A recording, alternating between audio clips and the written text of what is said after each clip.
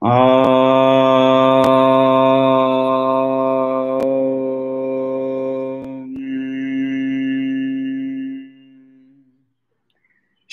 गुरु गणेशाभ्याम नमः। हरिः ओम।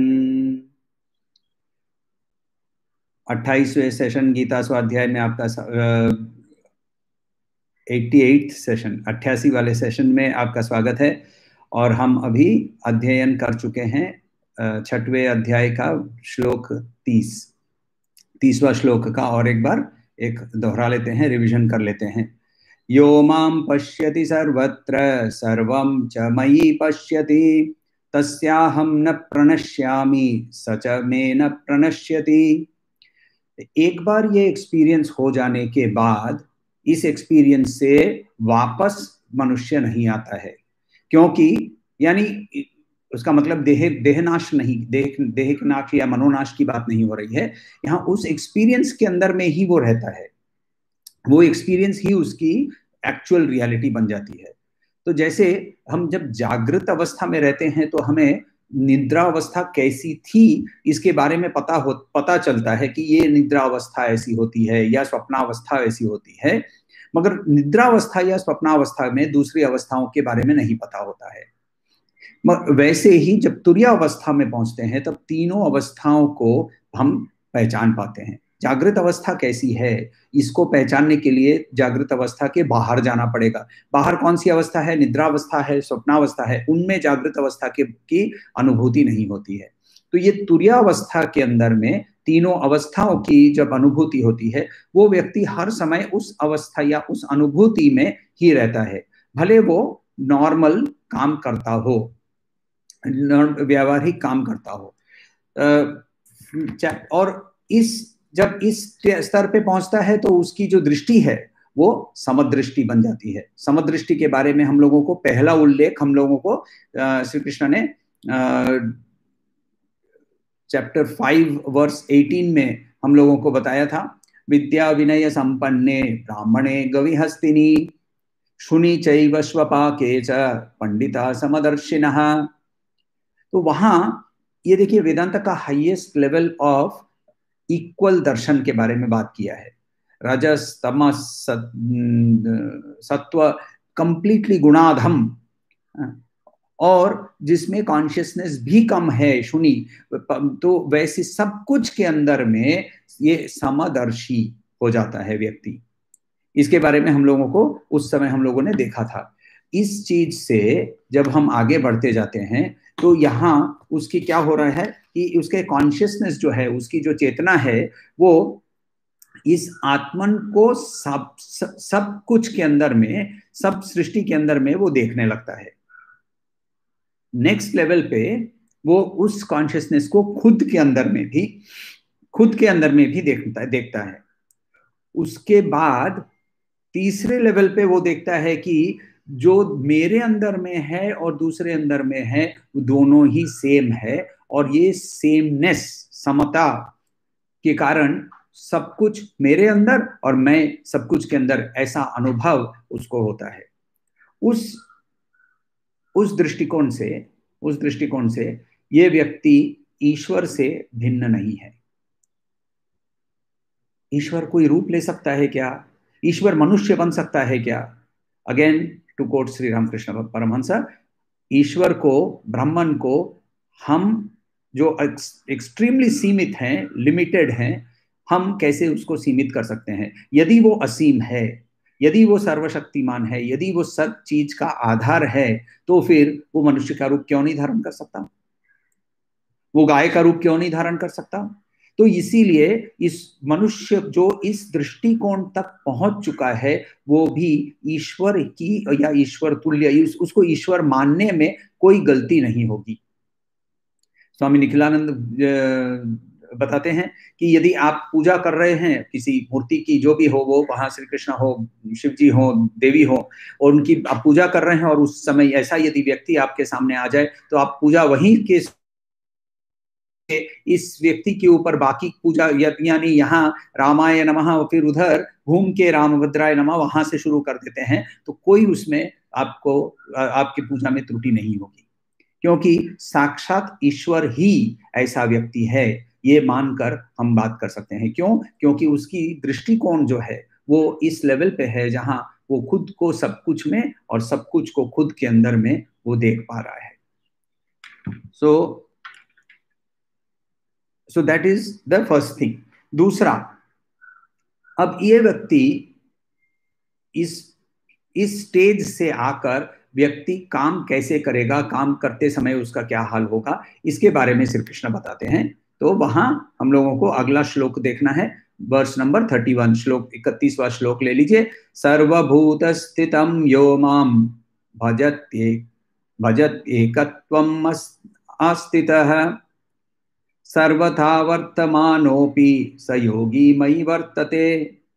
सर्वभूत स्थितम यो माम, सो यहाँ जो सब कुछ के अंदर में जो स्थित है, सर्वभूत स्थितम, यो यानी जो भी व्यक्ति, जो मुझे, माम भजती, भजती यानी लिटरल मीनिंग होता है जो मुझे पूजा करता है, मगर एक्चुअली भजन या भज वर्ड जो है इसके बहुत सारे मीनिंग होते हैं। इसको हम लोग थोड़ा सा और भी आगे चल देखेंगे।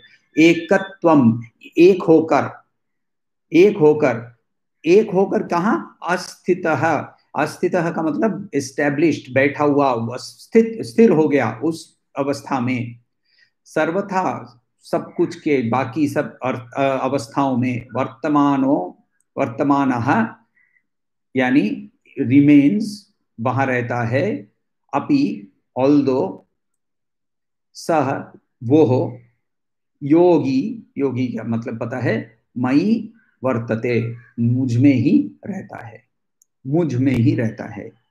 तो यहां शुरू करते हैं एक वर्ड लेकर। श्री रामकृष्ण का एक उपाधि दी गई है, उसका नाम है परमहंस, राइट। वैसे ही योगानंद जी को भी एक उपाधि उनके गुरु ने दी थी, तो उनको भी परमहंस बताते हैं।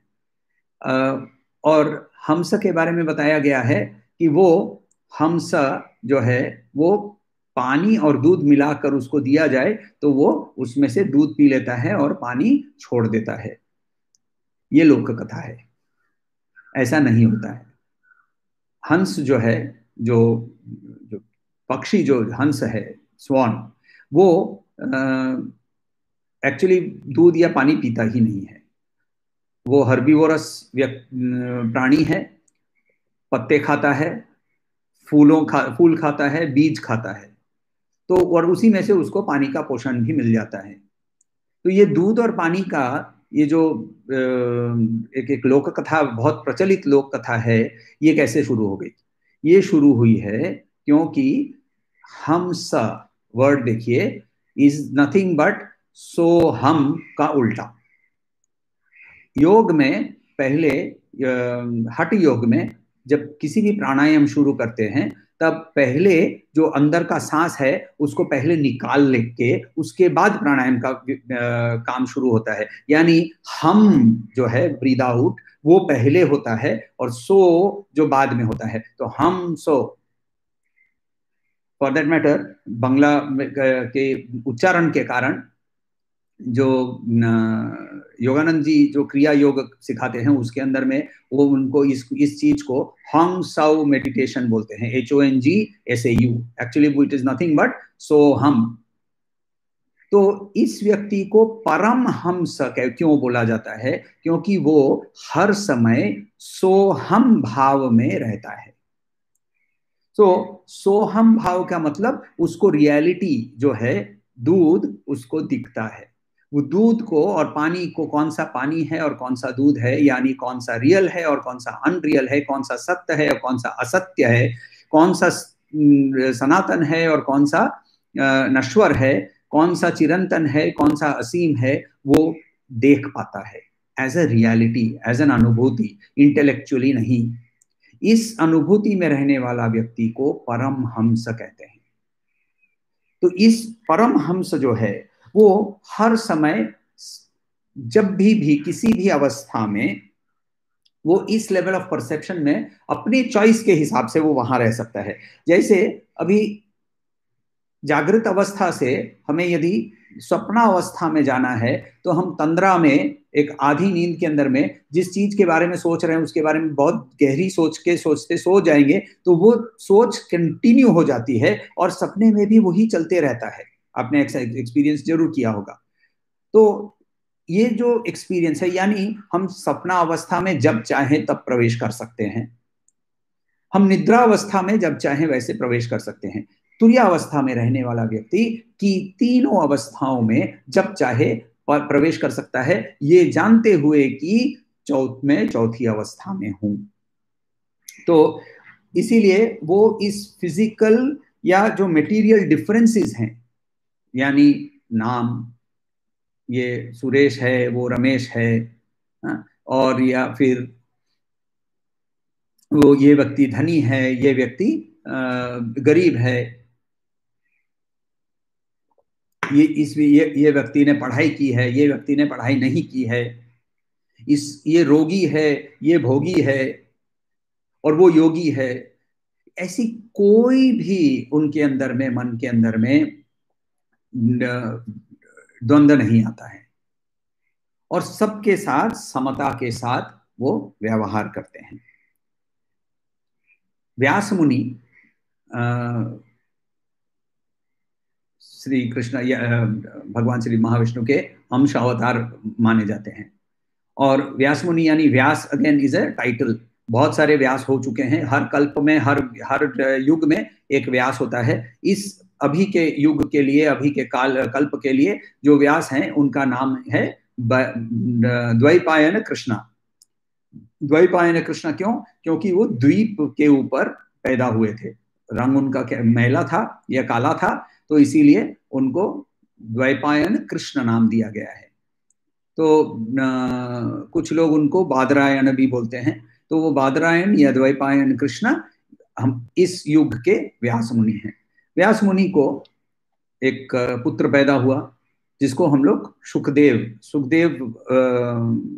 सुख ब्रह्म बोलते हैं। जन्मते ही वो ब्रह्मलीन होकर जन्मे थे। उनको पौराणिक कहानियों में उनका सर सुख पक्षी यानी तोते का बताया जाता है। ऑब्वियसली वैसा ह्यूमन बीइंग नहीं होता है। आपने इतने सारे हम लोगों ने जो इवोल्यूशन के अंदर में देखा है, वैसा कोई व्यक्ति होता नहीं है जिसका सर तोते का होता है। तो इसका मतलब होता है कि उनको मेमोरी, जैसे तोता एकदम बहुत एक बार सीख जाने के बाद वो भूलता नहीं है, वैसी उनकी मेमोरी थी, और सब कुछ एक साथ वो ग्रास्प कर लेते थे, सीख लेते थे, समझ लेते थे और उसको बाय हार्ट कर लेते थे। इसीलिए उनको तोते वाला सर दिया गया है पौराणिक कहानियों में। सुख ब्रह्म जो थे वो ब्रह्मलीन होकर, तो एक बार उनको फिर इच्छा हुई कि उन्होंने अपने पिता को बताया कि मैं संन्यास ले रहा हूं करके, वो घर छोड़कर निकल गए। घर छोड़कर जब निकल गए तो वो वहां से निकलते हुए यमुना जी को पार कर रहे थे। यमुना जी को पार करते समय वहां यमुना जी के अंदर में कुछ औरतें नहा रही थी और उन्होंने अपने वस्त्र खोलकर वहां नहा रही थी। और ये सुखदेव वहां से चले गए और इनको कोई विचलन नहीं हुआ। उनको खोजते हुए पुत्र मोह में लिपटे हुए व्यास मुनि पीछे दौड़ते दौड़ते गए और उन्होंने कहा कि व्यास मुनि को, सुखदेव को खोजते खोजते गए। तो वहां से जाते समय उन्होंने इन औरतों को पूछा कि सुखदेव यहां से गए थे क्या? तो इन्होंने पहले अपने आप को ढका, और ढकने के बाद उन्होंने जवाब दिया कि हाँ, वो यहां से अब भी गया था, बस 2 सेकंड 5 सेकंड। व्यास मुनि को अचानक से ये लगा कि यदि 2 सेकंड पहले गया था तो ये लड़कियां तो वहां उस समय भी ऐसी ही निर्वस्त्र थी। तो उन्होंने पूछ ही दिया कि यदि मेरा बेटा जो बहुत यंग है, सुशील है, वो यहां से जब गया तब आप लोगों ने अपने आप को नहीं ढाका, मगर मेरे आते ही, और मैं वृद्ध हूं, मेरे आते ही क्यों मुझे अपने आप को आपने ढांक लिया? और गोपियां कहती हैं तो कि यमुना है और औरतें हैं तो इसीलिए मैं गोपी बोल रहा हूं।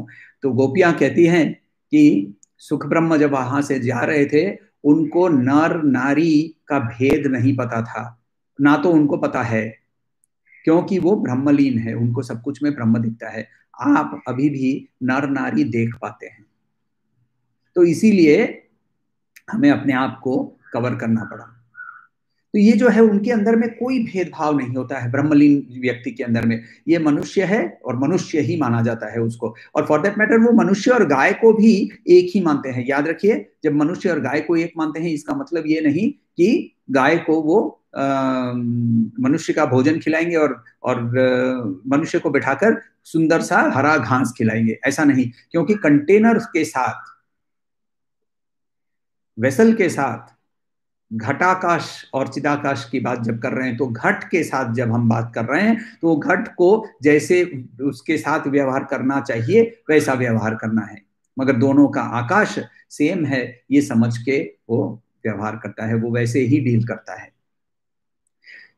श्री कृष्ण यहाँ इंडिकेट क्या कर रहे हैं कि ये योगी जो है वो एक कोई दूर हिमालय के पर्वत के ऊपर जाकर किसी गुहा के अंदर में बैठकर वो भी पद्मासन में बैठकर योग की अवस्था में उसको लीन होने की जरूरत नहीं है।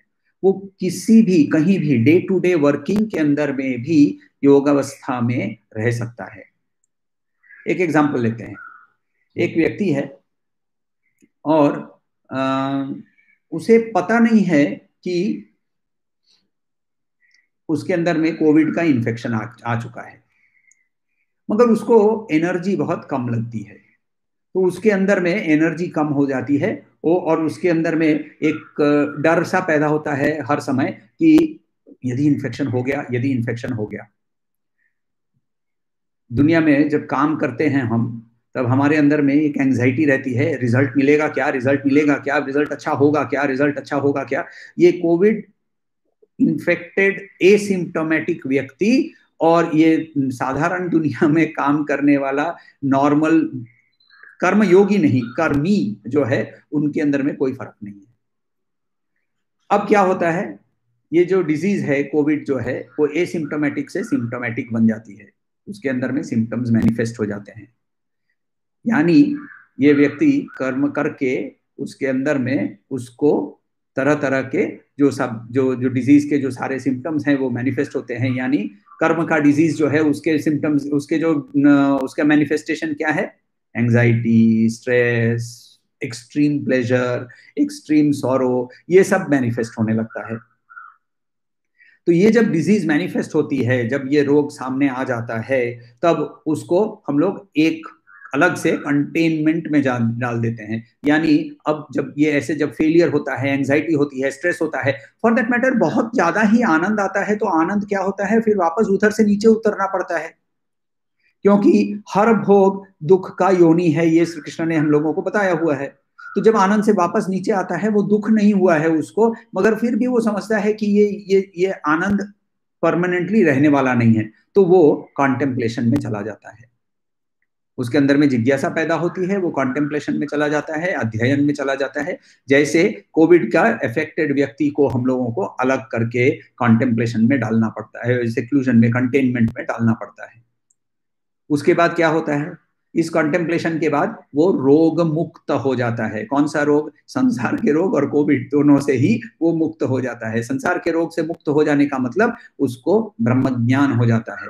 अब क्या करता है, तो जो कोविड से मुक्त हो जाता है उस व्यक्ति को क्या करना चाहिए, उसको एक्चुअली हॉस्पिटल में जाकर काम करना चाहिए, क्योंकि उसको तो वापस होगा नहीं, एटलीस्ट लोग बोल रहे हैं, पता नहीं ये सही सही गलत मेरा वर्ड मानकर मत जाइएगा, डॉक्टर से पूछ लीजिएगा। तो मगर काफी बहुत डॉक्टर्स ये बता रहे हैं कि Covid is a one time infection. तो चलिए, वन टाइम इन्फेक्शन हो गया, यानी मैं पहुंच गया, तो उसके बाद तो फिर मैं हॉस्पिटल में जाके भी काम कर सकता हूं, संसार में आके लोगों के साथ काम कर सकता हूं। तो ये जैसे अभी कोविड के केस में हो रहा है, वैसे ही इसके साथ हमारा बहुत, ये कोविड तो अभी का इन्फेक्शन है, हमारा बहुत पुराना इन्फेक्शन है, बॉडी माइंड इंटेलेक्ट आइडेंटिफिकेशन। और ये बॉडी माइंड इंटेलेक्ट आइडेंटिफिकेशन के माध्यम से यदि जब हम मुक्त हो जाते हैं, तो फिर दूसरों को मुक्ति देने के लिए तो एटलीस्ट काम करना पड़ता है। वैसा श्री कृष्ण बता रहे हैं कि ये व्यक्ति जब वापस आकर काम करने लगता है, उसको हिमालय के अंदर में जाकर बैठने की जरूरत नहीं है। ऐसा कौन कर सकता है, ऐसा ये कौन कर सकता है, यो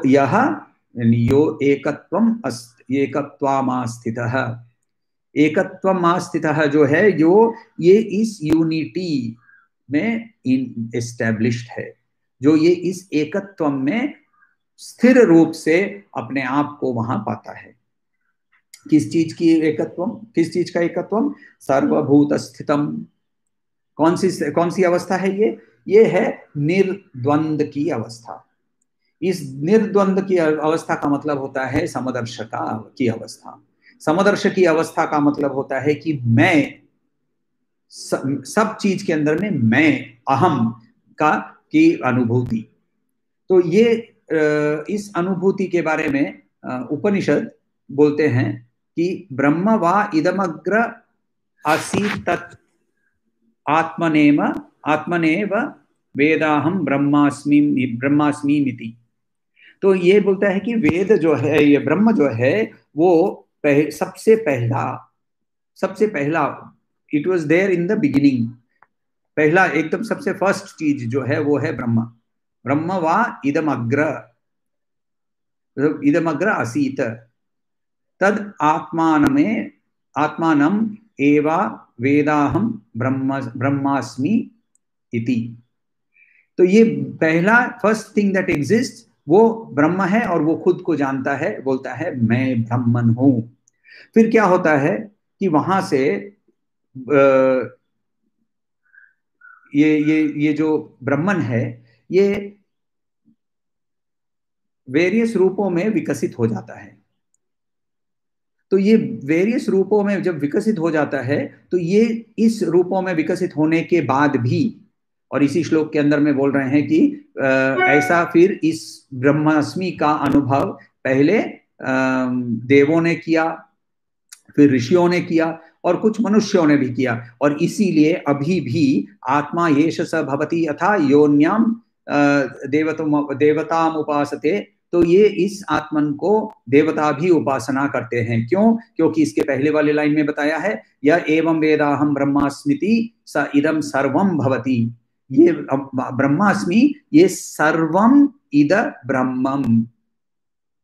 तो ये जो सारा ब्रह्म जो हमें दिखता है, जो जगत है, वो भी ब्रह्मन है।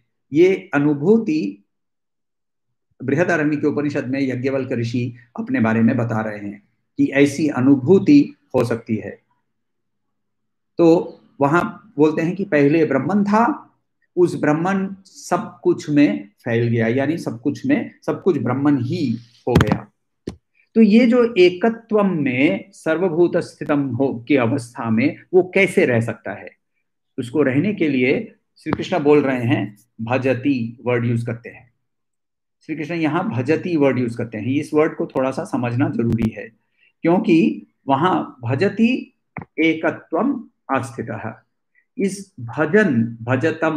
भजती इस वर्ड का यदि हम लोग मीनिंग लें, तो इस मीनिंग के बारे में हम लोग को पहला फर्स्ट मीनिंग आता है कि भजती का मतलब कि उगाना। भजती का मतलब होता है देना। भजती का मतलब होता है पहनना। भजती का मतलब होता है कुछ चीज को सप्लाई करना। भजती का मतलब होता है कि कुछ चूज करना, चयन करना। भजती का मतलब होता है अनुभूति करना। और मेरे हिसाब से, ये मैं किसी भाष्यकार के अनुभव के आधार पे नहीं बोल रहा हूं, यहाँ मैं ये मेरा ये मेरी राय है या मेरी मत है ये, कि यहाँ मत है कि ये यहाँ एक्सपीरियंस, अनुभूति वर्ड जो यहाँ भजती है, इसको पूजना से ज्यादा इसको हम अनुभूति करता है। जो वैसा यदि मीनिंग लें, तो ये मीनिंग एक्चुअली कंटिन्यूएशन में खड़ा होता है। क्योंकि यदि अचानक से यहाँ श्री कृष्ण भजती यानी पूजो, मुझे पूजो यदि बोलने लगते हैं, तो ये या तो बहुत बड़ा ईगो, अहम वाला स्टेटमेंट है, या फिर वो ईश्वर के स्टैंड पॉइंट से यदि बता रहे हैं, तो फिर कुछ गलत नहीं है। भजती का मतलब पूजते रहता है, पूजते रहना है। कैसे रहना है पूजते? यानी जो सामने दिखता है वो भी श्री कृष्ण है, ये या वो आत्मन है, वो सब कुछ ही ईश्वर है, ये समझ के हर चीज की हम लोग यदि पूजा करने लगे, तो फिर ये एक्सपीरियंस में हम लोग रह सकते हैं, इस एक्सपीरियंस से हम काम कर सकते हैं। और एक किसी प्रवचन में मैंने सुना था कि यदि मैं इस पथ पे यदि चल रहा हूं, ये मैं नहीं बोल रहा हूँ, ये जो महात्मा ने जो प्रवचन कर रहे थे उन्होंने बताया था कि यदि ये मैं इस पथ पे चल रहा हूं और वहां अचानक से मेरा सबसे करीब मित्र सामने आ जाता है, तो अचानक से मैं इस मित्र के साथ मित्रता में लीन होकर मैं ब्रह्मलीन से हट सकता हूं। मगर यदि उस मित्र के अंदर में भी मैं यदि आत्मन को देखूं, यदि ब्रह्मन को देखूं, तो फिर मैं कभी भी जहां खड़ा हूं, जिस स्तर पे हूं, वहां से हटूंगा नहीं। तो यहाँ भजती का जो है दो अर्थ, जो दोनों मीनिंग निकलते हैं, दोनों मीनिंग का पर्सपेक्टिव स्टैंड पॉइंट समझ के यदि हम वर्ड को समझें तो फिर मीनिंग खड़ा होता है। पहला है कि यदि हम नॉर्मल सेंस में, यदि श्री कृष्ण शारीरिक रूप से अर्जुन से बात कर रहे हैं, वहां से यदि अहम यहाँ माम वर्ड यूज किया है, वो यू देखें तो वहां ये वर्ड का मतलब होता है एक्सपीरियंसेस। यानी यदि हम इसको ट्रांसलेट करें इस श्लोक को, तो सर्वभूत स्थितम यो माम भजति भजति एकत्वम आस्थितः, तो यानी जो इस एकत्वम का एक्सपीरियंस कंटिन्यूअसली करता है, वो सर्वथा वर्तमानोपि सयोगी मई वर्तते, वो व्यक्ति ऐसा बिहेव कर सकता है जो कि सब कुछ के अंदर में काम करते हुए भी वो ब्रह्मलीनता से हटता नहीं है। वो एक सेंस होता है। दूसरा, यदि हम श्री कृष्णा ईश्वर की स्टैंड पॉइंट से यदि अर्जुन के साथ बात कर रहे हैं, तब फिर वहां भजती का मतलब पूजना या पूजन करना ये गलत नहीं होगा, क्योंकि ईश्वर पूजनीय है। तो ईश्वर पूजनीय है, और श्री कृष्ण यदि ईश्वर के स्तर से, ईश्वर के स्तर से हमारे साथ यदि बात कर रहे हैं, तो ईश्वर के स्तर से यदि बात कर रहे हैं तो वहां भजती का मतलब पूजनीय भी हो सकता है। तो ये दोनों मीनिंग के हिसाब से दोनों हम लोगों को समझना है, क्योंकि ईश्वर के स्तर पे अहम एग्जिस्ट नहीं करता है, ईश्वर के स्तर पे सर्वम ही एग्जिस्ट करता है। तो अहम हो ही नहीं सकता, क्योंकि सर्वम खलविदम ब्रह्म। तो सर्वम खलविदम ब्रह्म, क्योंकि मैं ही सब कुछ के अंदर में फैला हूं, यो माम पश्यति सर्वम, तो वहां ये देखता है। तो इसके बाद ये व्यक्ति करता क्या है, सर्वथा वर्तमान अपि, even though he is involve in all conditions. कौन से कंडीशंस? तरह तरह के जो भी कंडीशंस हैं, उसके जो भी, देखिए उस ये शरीर, हमारा जो शरीर है, ये शरीर कहाँ से आया? तो ये शरीर बायोलॉजिकली तो हम लोग को समझ में आता है कहाँ से आया, कि एक्स क्रोमोसोम, वाई क्रोमोसोम, इनका ज्वाइनिंग हुआ, और इनका ज्वाइनिंग के कारण, इनके ज्वाइनिंग के कारण एक एम्ब्रायो बना, वो एम्ब्रायो फिर 9 महीना एक गर्भ में रहा। ये सारा ही इतिहास की बात कर रहा हूं। ये शरीर इतिहास का एक कारण, इस शरीर का जो कारण है, वो इतिहास में किए हुए कर्म है, पेरेंट्स से शुरू करके उसके बाद हमारे खुद के कर्म, इंक्लूडिंग खाना, एक्सरसाइज करना या ना करना। तो ये जो हमारा बॉडी है, इसका एक अपना मोमेंटम है। ये मोमेंटम को हम लोग प्रारब्ध कर्म कहते हैं, इनर्शिया ऑफ मोशन, जो चल चुका है, और ये अपने आप चलते जाएगा। ये अपने आप चलते जाएगा जब तक कि इसकी इनर्शिया खत्म नहीं हो जाती है। तो ये इनर्शिया खत्म होने पर बॉडी मूव करते रहता है, इसको हम लोग प्रारब्ध कहते हैं। इस प्रारब्ध में वो वापस आकर, ये वापस आकर नहीं, वही था वो, और उसमें जब अपना काम करते रहता है, तो उसके ना तो उसके ऊपर कोई कर्म लगता है, ना तो उसके ऊपर कर्म का कोई इफेक्ट होता है, मगर वो इस कर्म करते रहता है, इवन दो ही इज ब्रह्मलीन। इसके बारे में हम लोगों को पहले श्री कृष्ण ने एक दिया हुआ था, इसमें चैप्टर 4 में हम लोगों को बताया था, त्यक्ता कर्म फलासंगम नित्य तृप्त निराश्रय कर्मण्य अभिप्रवृत्तो नैव किंचित किंचित करोति नः। कर्मफल का त्याग करते हुए, नित्य तृप्त रहते हुए, किसी चीज का आधार न लेकर, और कर्म भी जब करता है तब वो कुछ कर नहीं रहा है। यानी कर्म या कर्मफल दोनों के असर उस पर नहीं होते हैं। कर्म क्या का असर क्यों नहीं होता है? कर्म देखिए, प्रतिक्रिया होगी ही। बॉल फेंकेंगे तो बॉल गिरेगा, गिरने के बाद बॉल है तो बाउंस करेगा। ये तो लॉ ऑफ साइंस है, इसको हम लोग डिफीट नहीं कर सकते हैं। शरीर है तो शरीर एक फिजिकल एंटिटी है, उसकी जो सब उसकी जरूरत है वो ऑलरेडी वो होगी ही, मगर उसके ऊपर कर्म नहीं होगा, क्योंकि एक प्रारब्ध ये तो ऑलरेडी चल रहा है। संचित जो है उसके जब संचित से वो जब प्रारब्ध हो जाएगा तो उसका भी हमें असर का कोई फर्क नहीं पड़ने वाला, हम यदि इस अवस्था में हो तो। और आगामी तो कोई कर्म जेनरेट ही नहीं हो रहा है, क्योंकि कर्मफल के प्रति कंप्लीट आसक्ति है। ये हम लोगों ने जब कर्मयोग और कर्म ज्ञान संन्यास देखा था, तब इसके विस्तारित रूप से हम लोगों ने इसके बारे में देखा था। दूसरा, ऐसा व्यक्ति जो है जो युक्त हो गया है, वो चूज कर सकता है कभी कभी कि मैं इस दुनिया में लोक संग्रह के कारण कुछ काम करूंगा। तो लोक संग्रह के कारण जब वो काम करने के लिए आता है, तब भी उसके लिए ये कर्म उसके लिए उसको छूता नहीं है। और वो कहाँ रहता है? वो ब्रह्मलीन होकर ही रहता है। श्री कृष्ण को ही देख लीजिए। श्री कृष्ण युद्ध के अंदर में कवच और ऑर्नामेंट्स और जो क्या है, प्रोटेक्टिव गियर, पीपीई आज की भाषा में, तो पीपीई बिना पहने ही वो युद्ध में चले गए थे। क्यों? क्योंकि वो उनकी ड्यूटी थी।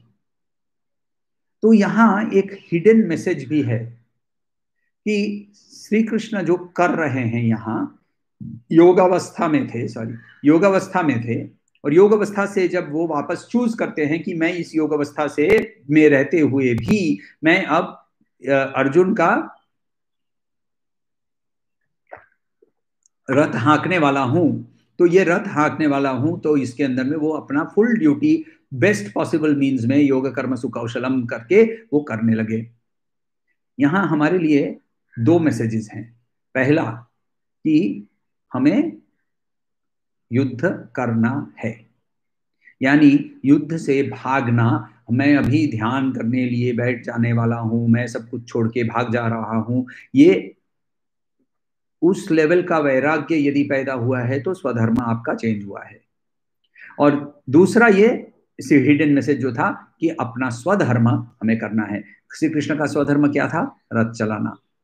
और इसीलिए कंप्लीट इंटेग्रिटी के साथ, कंप्लीट ऑनेस्टी के साथ, कंप्लीट फुल एबिलिटीज को लगा के उन्होंने ये काम किया। ये हमारे लिए उदाहरण है, और यहां हमारे लिए एक मैसेज भी है कि चालू करो काम। तो हमें क्या करना है? हमें हमारे कर्तव्यों को करना है फुल रूप से, मगर करते समय क्या करना है? इस कर्तव्यों को करते समय कर्मफल की आसक्ति को त्याग करना है। वहां से हमारी यात्रा यदि शुरू होती है, तो इस स्तर पे पहुंचने के बाद हम भी उस उपनिषद के ऋषियों के जैसे सर्वम खलविदम ब्रह्मा अहम ब्रह्मास्मि सोहम बोल सकते हैं। कोई सवाल हो तो पूछिएगा।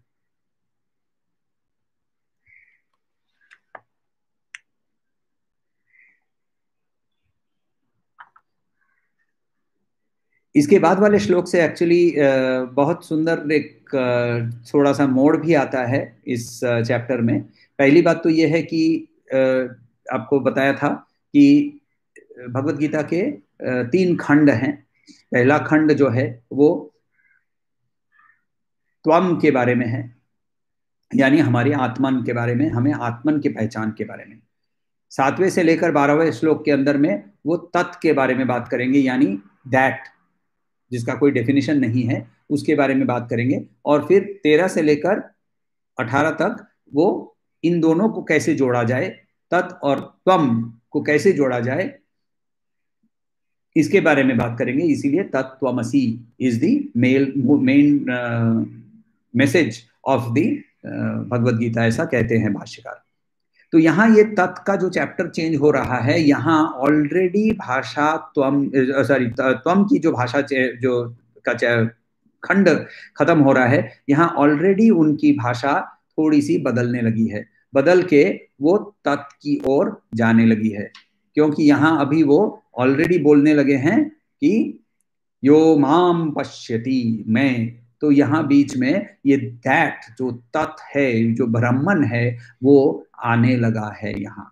और धीरे धीरे अब अगले श्लोक के बाद से अर्जुन एक सवाल पूछेंगे और उस सवाल के बाद से थोड़ा सा मोड़ लेगा और ये डायरेक्शन जो है वो तत् की ओर जाने लगेगा।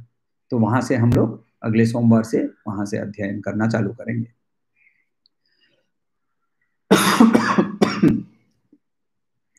ओम शांति शांति शांति।